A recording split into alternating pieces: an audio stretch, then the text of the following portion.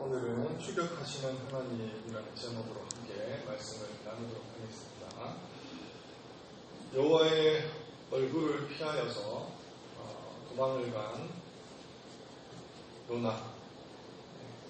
그래서 이제는 그 게임이 다 끝난 것처럼 보입니다.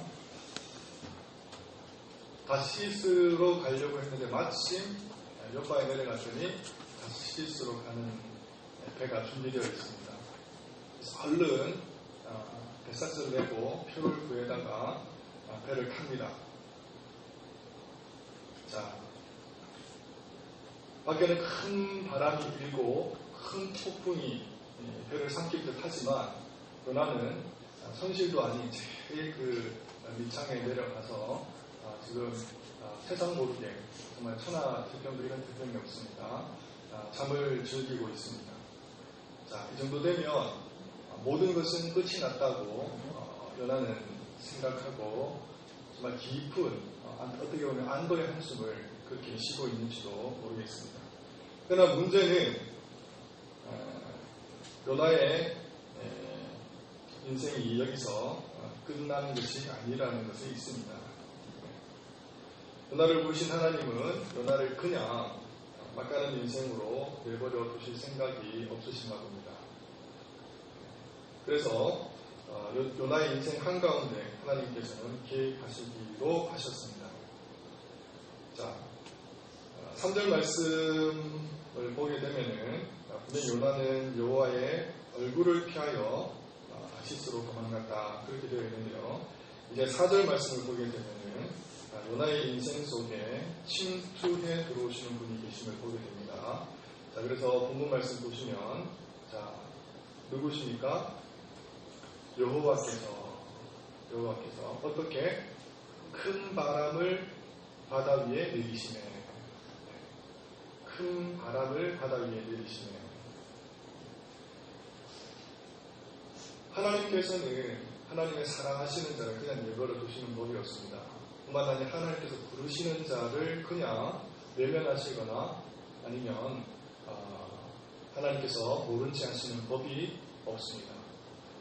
하나님께서 부르시면은 하나님께서는 마침내 이루시고 끝까지 책임을 지시는 그런 하나님이신데 오늘 말씀을 보아서도 하나님께서 요나를 그냥 내버려 두시지 아니하시고 그를 책임지시려 하시는 그의 모습을 볼 수가 있습니다.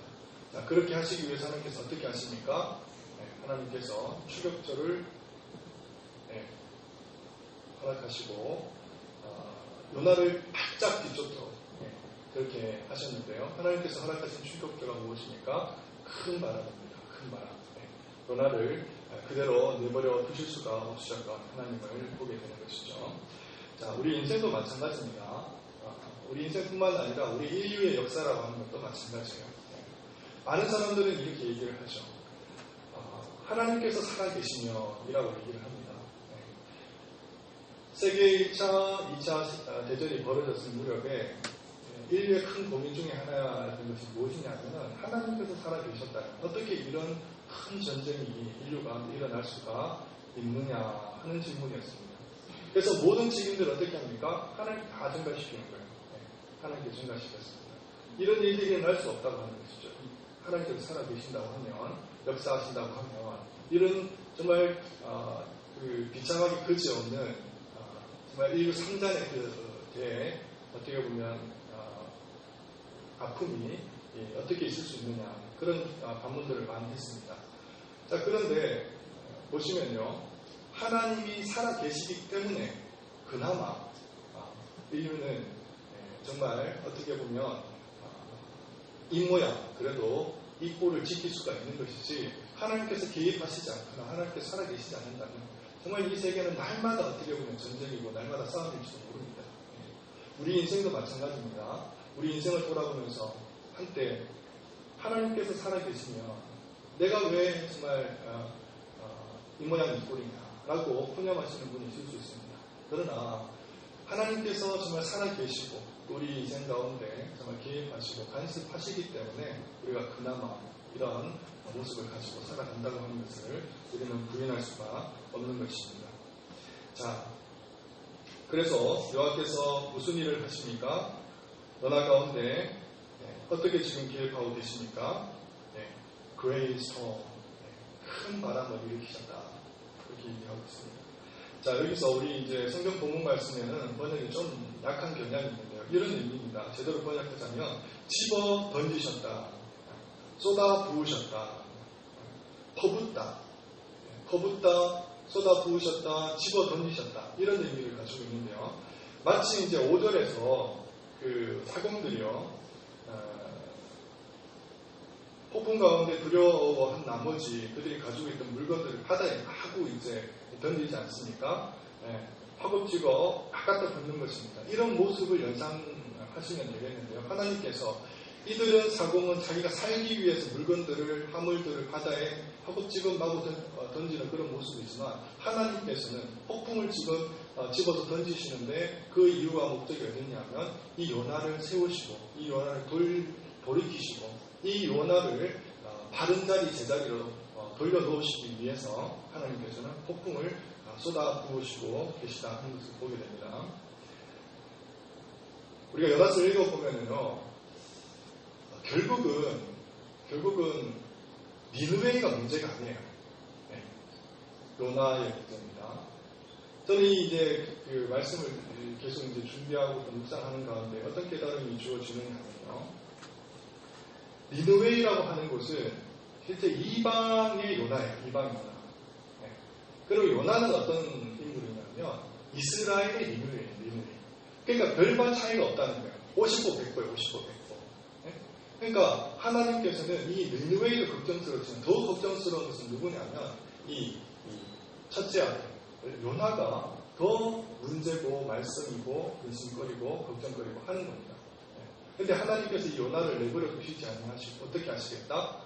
끝까지 그를 추격해 가시는 하나님의 크신 은혜의 사랑을 우리가 보게 되는 것입니다. 주께서 그 사랑하시는 자를 징계하시고 그가 받아들이시는 아들마다 채찍질하시니라, 그렇게 말씀하고 있습니다. 만약에 요나를 하나님께서 사랑하시지 않는다면 더 이상 우리 언급할 이유가 없겠습니다. 그러나 하나님께서 사랑하신다고 하면 말이 달라지는 겁니다. 그냥 하나님께서는 내버려 두시는 법이 없습니다. 마침내 하나님께서는 끝까지 요나를 출격하시고 또 각양의 방식들을 통해서 그를 돌이키시기를 원하셔서 하나님의 놀라우신 인내와 또 그리고 그의 참으심과 그의 사랑을 말씀을 통해서 보여주고 있는 것입니다. 자, 어떤 방식을 하나님께서 쓰시나요? 자, 쫓기에 좀 추격전이 벌어지고 있습니다. 제가 말씀을 드린 대로 이제 추격조를 파견했다고 이렇게 말씀을 드렸는데 큰 바람입니다. 요나를 뒤쫓기 위한 가장 핵심적인 사역을 감당할 것은 이 큰 바람이 되겠습니다. 자, 그러나 하나님께서는 이 큰 바람만 보내신 것이 아닙니다. 자, 그 다음으로 보내신 것이 무엇입니까? 하나님의 음성을 지금 대변하는 그런 역할을 감당하는 그런 인물들이 있습니다. 성경을 보시면 선장들과 선원들입니다. 이들을 통해서 우리 주님의 음성, 하나님의 음성을 대신해서 들려주시는데 그 역할은 무엇인가 하니까 요나를 책망하는 거예요. 책망. 가르치고 교훈하고 책망하는 것입니다. 이 역할을 하기 위해서 하나님은 선장과 또 선원을 하나님께 또 보내주셨습니다. 자, 큰 바람, 선장과 선원뿐입니까? 그렇지 않습니다. 또 누구를 보내주십니까? 사람이라고 얘기하기는 그렇고요. 하나님 제위 뽑는 방식을 통해서 정확하게 이 바람을 일으킨 요인이 어디에서부터 출발되었는지를 명확하게 지목하고 명확하게 일러주는 역할을 감당하는 그것이 제비 뽑는 방식을 통해서 하나님께서는 일을 이루셨다고 하는 것입니다. 자, 그 다음에 하나님께서는 무엇을 통해서 역사하십니까? 하나님께서는 이제 제비 뽑힌 요나를 바다에 던지는 방식을 통해서 깊은 바다를 체험하는, 그래서 정말 도저히 이제는 숨을 쉴 수 없을 정도의 큰 고통을 경험하는 것을 통해서 이제 하나님께서는 하나님의 방식들을 사용하시고 그를 돌이키시는 놀라우신 하나님의 은혜를 보게 되는 것입니다. 그야말로 최정의의 특수부대. 정말 그간에 하나님께서 선발하고 선발하셨던 그런 요원들을 하나님께서 파견하셨는데 이를 통해서 하나님은 연합을 쫓고 계시는 하나님을 보게 됩니다. 자, 여러분 이 말씀을 보게 되면 우리는 무엇을 또 이 그림 속에서 오버랩 되어서 발견을 하게 되는가 하면요. 자, 우리를 구원하시는 하나님의 방식을 우리가 보게 됩니다.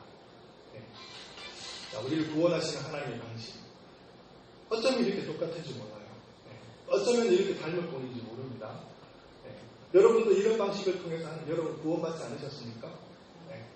여러분들도 요나와 같은 하나님의 음성이 있었음에도 불구하고 부르심이 있었음에도 불구하고 듣자마자 하나님의 음성을 듣는 즉시 여러분 등을 돌리고 하나님을 거역하고 배역했던 적이 있으실 겁니다.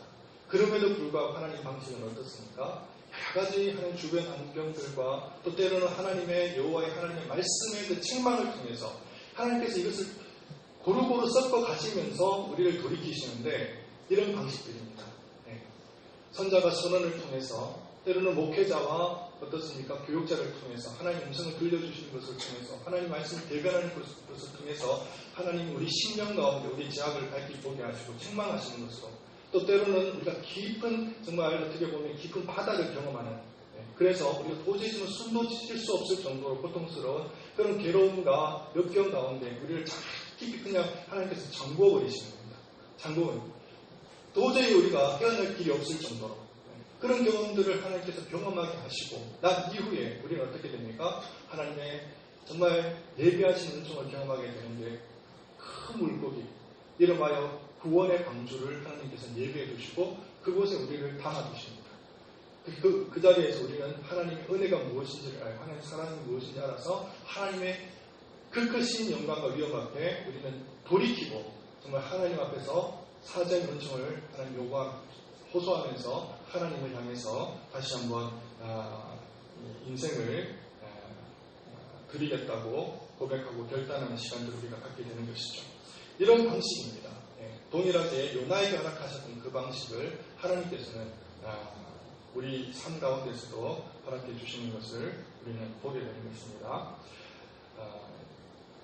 제가 지난주에는 요나를 돌이키시는 방식에 있어서 비유적으로 다이빙에 관련해서 말씀을 드렸습니다. 그래서 이제 5m, 10m, 20m 높이 올라가면 올라갈수록 하나님과 멀어지면 멀어질수록 어떻게 됩니까? 결국은 우리 바닥을 친다. 그런 비유를 말씀을 드렸는데 오늘은 이렇게 여러분들 말씀을 한번 드려보겠습니다. 정신없이 질주하는 기관차예요. 자, 그런데 정말 폭주하는 기관차입니다. 도저히 이게 제어를 할 수 없습니다. 자, 그런데 어떻습니까? 가는 레일 가운데 이 교란이 끊어졌습니다. 자, 아니면 교란이 끊어졌거나 아니면 불덩어리를 지나가야 됩니다. 자, 그럼 폭주하는 이 기관차를 세울 수 있는 방식은 어떤 방식입니까? 가속도에 어떻게 보면 비례한다고 볼 수 있는데 이 기관차를 세우기 위한 충격은 어마어마합니다. 실로 어마어마한데 그 충격을 가하지 않고서는 어떻습니까? 이 기관차를 세울 수가 없는 거예요. 자, 그렇습니다. 여러분, 멀리 가는 것도 문제있지만 정말 우리 정신없이 하나님을 떠나서 폭주하는 기관차처럼 우리가 하나님을 배반하고 거역하는 인생을 살아간다 그러면 하나님께서 그 방식을 그 인생을 그 자리에서 세워 돌이키려고 한다면 하나님께서는 그 방식을 도입하시기 위해서는 어떤 하나님의 그 추격자를 하나님께서 파견해 주셔야만 하겠습니까? 때로는요, 여러분, 우리를 돌이키시기 위해서 하나님께서 건강의 문제를 하나님 터치하실 수도 있습니다. 우리를 돌이키시기 위해서, 세우시기 위해서, 때로는 강제적으로 문제가 발생될 수도 있습니다. 또 때로는 금전적인 문제가 터져 나올 수도 있어요. 사업상의 문제일 수도 있습니다. 자, 그러니 우리가 하나님을 벗어난 인생이라고 할 때, 우리를 사랑하시지 않는다면 문제가 없겠지만, 하나님께서 우리를 사랑하신다면, 우리를 하나님의 자녀로, 아들로, 백성으로 하나님께서 여기신다고 하면 하나님 그대로 내버려 두시지 않는 것입니다. 채찍질을 허락하시든지 아니면 우리를 징계를 허락하셔서라도 우리를 돌이키시는 하나님의 그 크신 자비와 은혜를 우리는 경험하게 되는 것입니다. 그것이 우리의 주님의 사랑이에요. 제가 10대나 20대에 다른 데로 신앙생활을 잘한다고 생각했습니다. 교회에서는 학생의 대표도 맡고 또 20대에는 학생 선교단체 대표도 맡고 그런 생활을 했습니다. 그런데 그게 아니더라고요.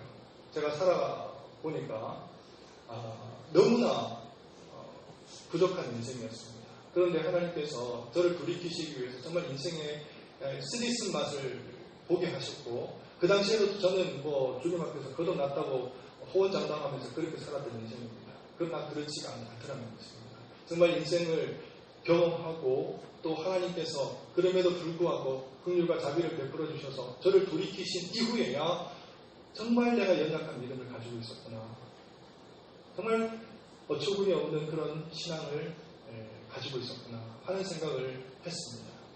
하나님께서는요, 이런 방식입니다.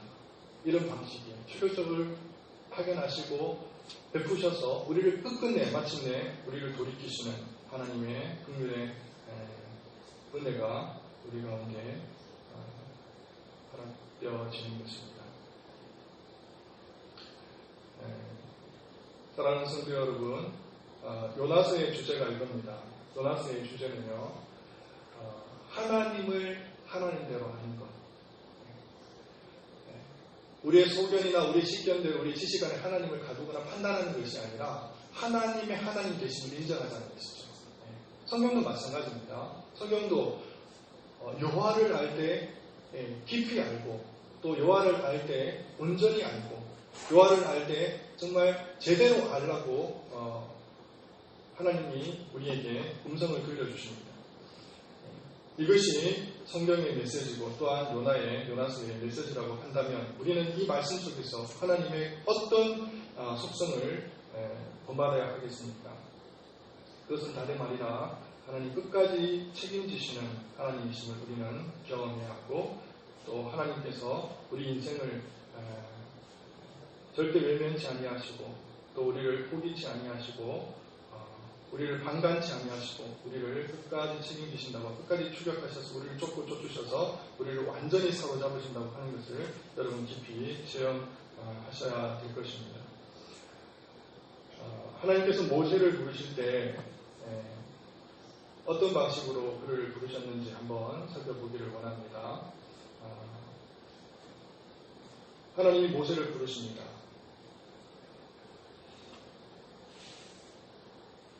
이때에 모세의 반응입니다.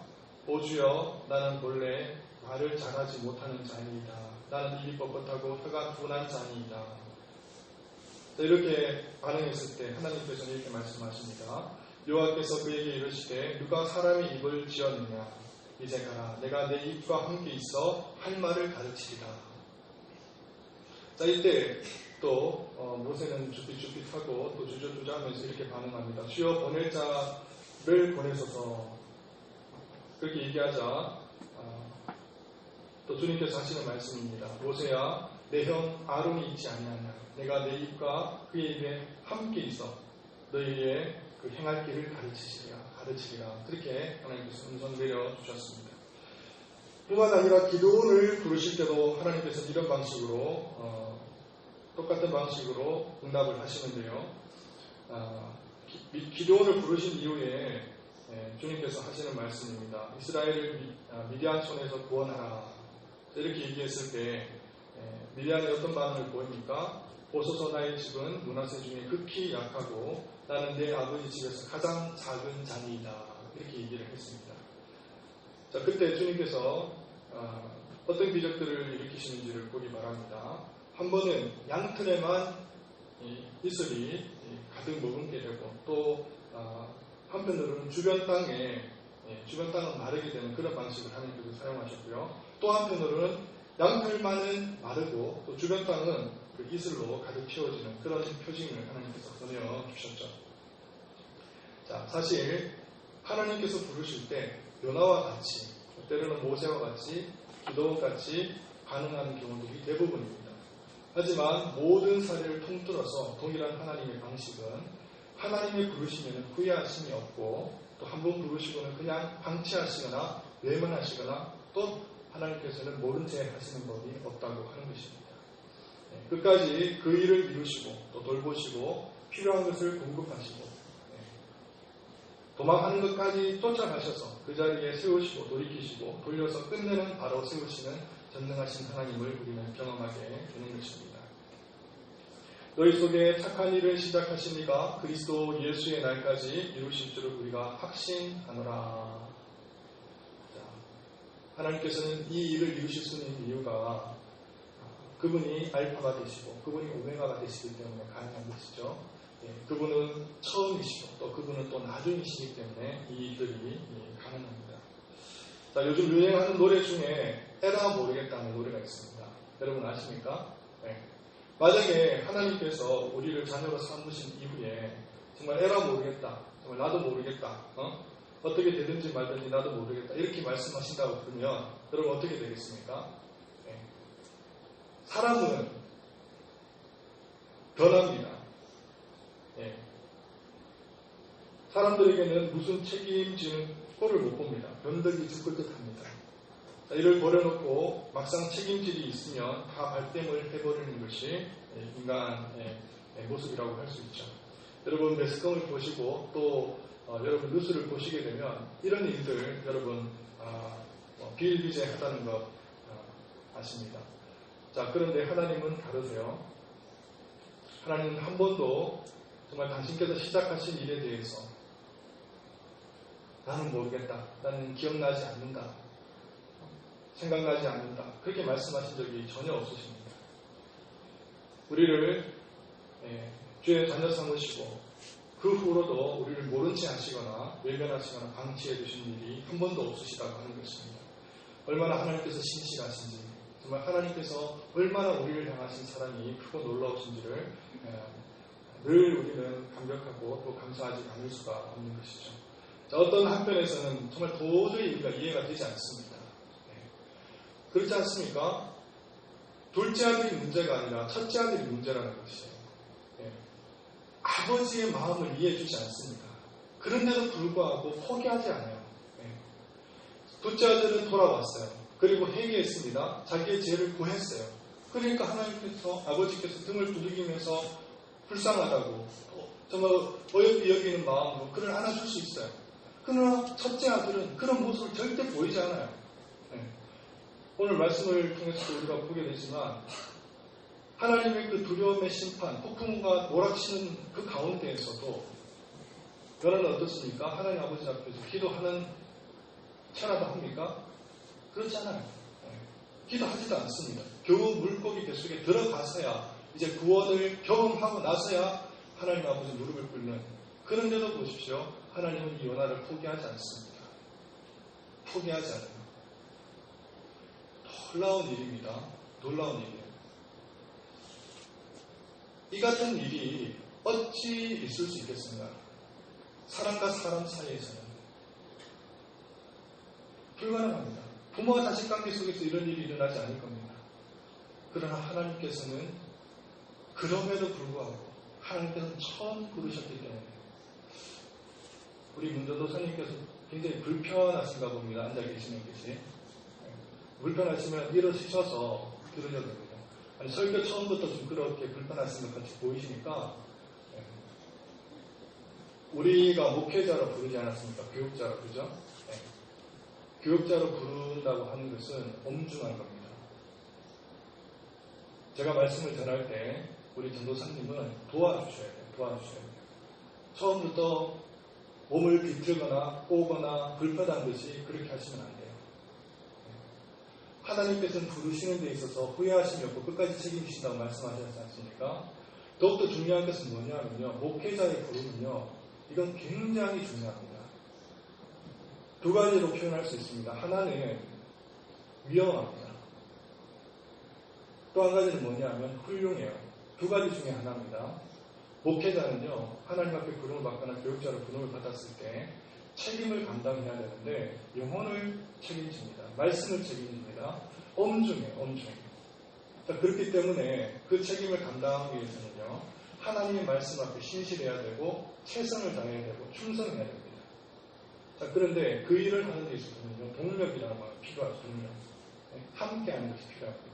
자, 그런데 전사님 뒷자리에 앉으셔가지고 제가 말씀도 시작하기 전부터 몸을 비틀고 꼬고 딴청을 부리고 마치 제 말씀을 듣기 싫은 것처럼 태도를 보이고, 그러면 제가 어떻게 말씀을 제대로 전할 수가 있겠습니까? 도움을 얻어야죠. 힘을 얻어야죠. 그러니까 전도사님께서는 그런 모습을 저에게 보여주셔야만 하는데 불구하고 이 엄중한 교육자의 그 역할을 감당하는 데 있어서 서로가 서로를 격려하거나 힘을 주거나 아니면 시너지 효과를 일으키는 그 역할을 감당해야 되는 겁니다. 네. 제가 처음 얘기를 지금 드립니다, 전도사님. 근데 처음 있는 모습이 아니기 때문에 제가 묵히고 쌓아두고 지금 공개적으로 얘기를 하는 겁니다. 중요합니다. 하나님 아버지 앞에서 교육자로 부름을 받은 자세는, 이거는 제가 다시 한번 말씀을 드리지만 돌이킬 수 없는, 이 사명을 제대로 감당하지 못할 때에 하는 전제가 있는 엄중한 집중이라고 하는 것을 우리 기억을 해야 됩니다. 오늘 말씀과 연관이 되어서도 제가 이렇게 다시 한번 제 주제 넘게 말씀을 드립니다만은, 이 부르심이라고 하는 것은 그렇습니다. 부르심이라고 하는 것은 그런 것입니다. 자, 그래서 이제 다시 한번 이제 말씀을 요약하고 정리하도록 그렇게 하겠습니다. 사랑하는 성도 여러분, 하나님의 부르심에는 구애함이 없고요. 그 영광 가운데 우리를 마침내는 성취하시고 이루시는 하나님의 그 신실하심을 경험하게 됩니다. 힘들고 어려운 과정이 있을 수 있고, 또 고통스럽고 또 괴로운 과정이 있을 수 있지만, 그럼에도 중요한 것은 무엇이냐 하면, 우리가 하나님을 떠나서 정말 이 세상 세파와 그리고 이 정말 풍파들이 우리를 함몰하고 우리를 덮치는 것보다는 오히려 하나님 손 안에서 폭풍을 경험하는 것이 더 유익하고 더 중요하고 더 의미가 있다고 하는 것입니다. 이것을 여러분 기억하시기 바랍니다. 그 하나님 안에 정말 우리가 놓여져 있음을 기억하고 하나님의 사랑 가운데서, 정말 그 하나님의 신실한 가운데서 끝까지 정말 하나님의 그 추격하심의 그 은혜를 누리면서 살아가시는 여러분 되시기를 바랍니다. 하나님께서 뒤에서 추격하고 계신 것처럼 보입니다. 그러나 실은 그렇지 않습니다. 하나님은 여러분을 앞에서 견인해 가고 계시는 것입니다. 여러분의 인생을 견인해 가십니다. 끝까지 여러분을 당겨가실 것입니다. 내일에 때로는 여러분들이 빠질 수도 있고, 또 여러분들이 흔들릴 수도 있고 위축될 수도 있습니다. 그러나 하나님은 여러분을 끝까지 인도해 가실 것입니다. 믿고 신뢰하실 수 있는 저와 여러분 되시기를 바랍니다. 사랑과 은혜가 풍성하신 하나님 아버지, 주의 은혜와 사랑을 찬양하며 또 영광을 돌립니다. 하나님 아버지, 신실하신 하나님을 더 높여드리기를 원합니다. 주님, 우리 인생 가운데 개입하셔서 또 간섭하셔서 우리가 위태로운 가운데 있을지라도 그럼에도 불구하고 우리를 돌이키시고 세우시는 전능하신 하나님, 주님의 영광을 또 찬양드리며 또 그 크신 은혜와 크신 사랑을 늘 참여할 수 있는 저희들이 되게 하여 주시옵소서. 이 시간에 또 기도하는 시간입니다. 하나님, 주의 말씀으로 나아가기를 원합니다.